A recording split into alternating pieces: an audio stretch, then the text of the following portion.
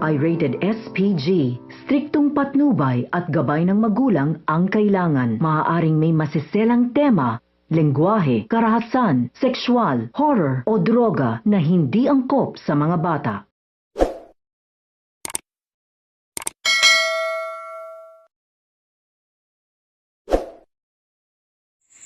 Napaiyak sa tuwa si Menchie habang pinapanood ang live ng Yumi dahil sinuot nila ang damit na kanyang binigay at nagpasalamat sa kanya ang mga ito sa kanilang live.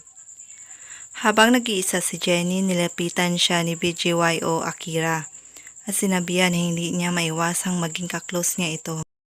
Masaya umano siya na nagkakilala sila at naging magkaibigan. Habang sila ay nag-uusap, nakatingin naman sa kanila si Nate at mukhang nagsiselos ito. Kailan kaya sasabihin ni Nate ang totoong nararamdaman niya kay Jenny? Samantala, habang nag-rehearsal sina Dara at Charis, dumating si Menchie at sinabayan sila sa pagkanta. Nasurpresa nga sila sa pagdating ni Menchie. Tuwang-tuwa naman si Dara at Charis dahil sa wakas, buo na ulit ang Rosabelas.